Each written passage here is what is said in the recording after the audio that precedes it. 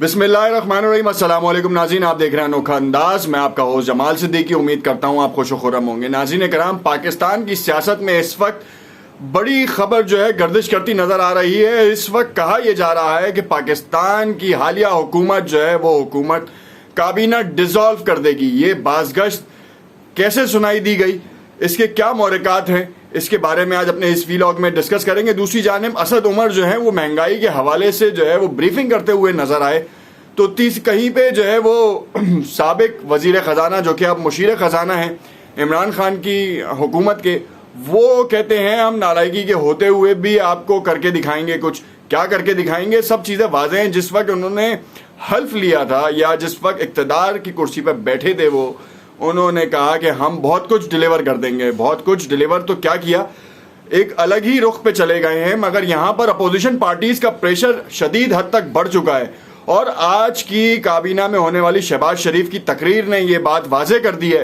कि जो चीज़ गर्दिश कर रही है, जो खबर गर्दिश कर रही है, उसमें सदाकत है कहीं ना कहीं। क्या है, जो नए आने वाले नाजरीन हैं उनसे इल्तमास करते हैं कि अगर उन्होंने चैनल सब्सक्राइब नहीं किया तो इसे ज़रूर सब्सक्राइब कर लें ताकि आने वाले तमाम वीडियोस के नोटिफिकेशंस उनको मिलते रहें। यहाँ नाज़रीन कराम, 10 रुपये पेट्रोल क्या महंगा हुआ, शदीद तरीन मुसीबतों का पहाड़ ले आया इस वक्त की हालिया हुकूमत के लिए। 10 रुपये का मतलब यह है कि पूरी मईशत का जो दिवालिया है वो निकल रहा है। आम आवाम जो सबसे ज़्यादा परेशान होती है उसके लिए ये मुसीबत है। एक जगह पेट्रोल पे कीमत बढ़ने का मतलब ये है कि जो भी रोज़मर्रा इस्तेमाल की अशिया हैं उनके जो निर्ख हैं वो एकदम बढ़ जाएं और कोई भी ऐसी अशिया नहीं है जिसके ऊपर कोई कमी हुई हो। अगर पेट्रोल जो है वो आज 137 रुपये है और अगर 3 रुपये कम होता है तो वो उन रोज़मर्रा की अशिया के ऊपर कीमतों का तयन या इतलाक नहीं होता कम करने के लिए, क्योंकि हमारे यहाँ कोई वसाइल नहीं है या ही कोई अथॉरिटी जो है भी वो ये काम नहीं करती। ये सबसे बड़ा फुकदान है। यहाँ पर जो गर्दिश करती हुई खबरें हैं ख़ास तौर पे हुकूमत के हवाले से वो ये हैं कि बहुत जल्द जो है वो काबीना डिसॉल्व कर दी जाएगी। अगर काबीना डिसॉल्व कर दी जाती है तो फिर क्या होगा, क्या सदारती निज़ाम आएगा या फिर दोबारा से तश्कील नौ होगी। कबलस वक्त है, क्योंकि इस वक्त मसाइल तो बिल्कुल हैं। पाकिस्तान जो है वो जिस तरह के मसाइल से गुजर रहा है वो बहुत ही अहमियत के हामिल हैं और उनसे नबर्द आजमा होने के लिए कौम को भी मुत्तहिद होना पड़ेगा। मगर कैसे हो, क्योंकि पीटीआई जिन दावों की बुनियाद के ऊपर इक़्तिदार में आई थी वो तो दावे धरे के धरे रह गए। कहा गया कि बिजली के बिल जला दिए जाएं, कहा गया कि जब मुल्क में महंगाई आती है तो हुकूमतें चोर होती हैं या वजीर आजम चोर होता है, या डॉलर का इन्फ्लेशन होता है तो वजीर आजम पे इतलाक होता है।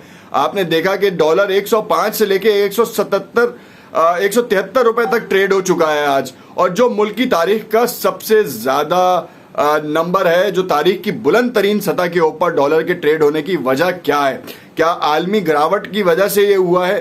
तो यहाँ पे बताते चलें कि असद उमर ने बहुत ही तफसील से ये बात बताई कि 81% जो है वो ऑयल की प्राइस में चेंज हुआ है, जो कि हमने नहीं किया इतना, और तो और बहुत से ऐसे मसाइल थे। अब 81% कहाँ से एक साल में, जब वो कोरोना की वजह से डॉलर की प्राइसेस कम हुई थी, उसके बाद आज क्या हाल है। आज $84 फी बैरल के ऊपर जो है वो ऑयल जो है वो ट्रेड हो रहा है और जो डॉलर है उसने तो छप्पर फाड़ दिए हैं। जो कहा जा रहा था कि 150 पे डॉलर या 154 तक चला गया था, उसको कहा जा रहा था 108 रुपए तक लेके आया जाएगा। जो अदाद शुमार उन्होंने शाया किए या जो बताए हैं उससे कुछ लगता ये था कि बहुत जल्द ये हो जाएगा, मगर जब देखा कि मईशत में जो गिरावट आना शुरू हुई है उसने क्या इम्पैक्ट क्रिएट किया।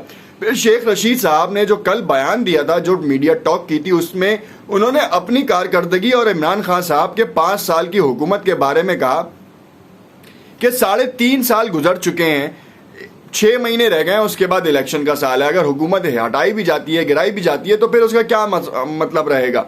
तो हमने आज सुबह की एक वीडियो में, जो कल सुबह की एक वीडियो थी, जिसमें हमने ये बात बयान की थी कि जो काबीना के चंद ऐसे अफराद जो कि साबका हुकूमतों में भी शामिल रहे हैं, उनको हटा के नए लोगों को जगह दी जाए, नई स्ट्रेटजीज पे अमल किया जाए और मईशत की बेहतरी के लिए पुराने उसूलों को तोड़कर नई चीज़ों के ऊपर काम किया जाए, तो डेफिनेटली मईशत तरक्की की राह पर गामजन होगी। डॉलर्स की जो है वो रेल पेल होगी, जिसकी वजह से स्टेबिलिटी होगी और उस स्टेबिलिटी से डॉलर का रेट गिरेगा।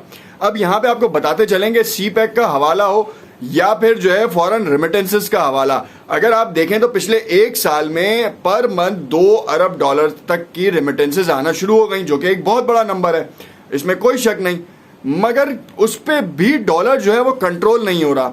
हमारी इंपोर्ट्स और एक्सपोर्ट्स के ऊपर जब तक के जो है वो हुकूमतों का जोर नहीं चलेगा, उस वक्त तक डॉलर कभी भी ये काम नहीं होगा। फिर उसके बाद शेख रशीद साहब ने जो है वो एक बयान दिया, जो कि अपनी वजारत में रहते हुए उन्होंने बड़ा बेहतरीन काम किया, मगर उसको शायद प्राइवेट ऑर्गेनाइजेशंस ने या प्राइवेट सेक्टर ने कबूल नहीं किया, जिसमें कहा गया कि 5-6 बड़ी एक्सचेंजेस का ऑडिट होगा। अब उस ऑडिट से जो है ना वो तासुर ये मिलता है कि तमाम कंपनीज का ऑडिट हो जाएगा और एक अजीब सी सूरत हाल होगी। जब मईशत ज़बूहाली का शिकार हो तो ऐसे इकदाम नहीं करने चाहिए जिससे मईशत को एक धक्का और लगे। इस वक्त पीटीआई के बहुत से इकदाम बहुत अच्छे हैं, जो कि काबिल सराहत हैं, कि जिनको आप काबिल सताइश थे बेसिकली, और उनके ऊपर आप जो है वो एतमाद कर सकते थे। मगर मईशत और आम आदमी के ऊपर फर्क नहीं आ रहा। मरियम नवाज साहिबा ने बड़े आड़े हाथों लिया कि जब फैसले कहीं और से हो रहे हों, ये वहाँ की बात नहीं है जहाँ के लिए इस्तीफा मांगा जा रहा था, मगर हुकूमत के फैसले जो हैं किसी घर से चल रहे हों तो बहुत मुश्किल हो जाता है हुकूमत चलाना।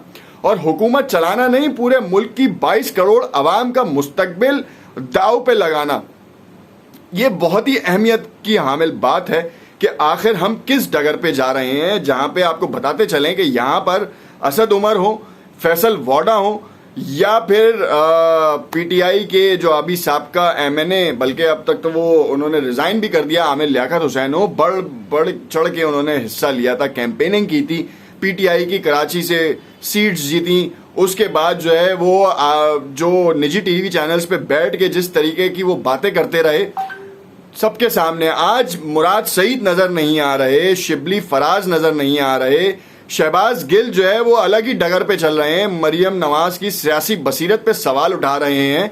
मगर क्या शहबाज गिल साहब को ये बात समझ नहीं आ रही कि मुल्क की मईशत कहाँ जा रही है? क्या अपोजिशन पार्टीज के साथ मिलकर कोई फैसला नहीं करना चाहिए?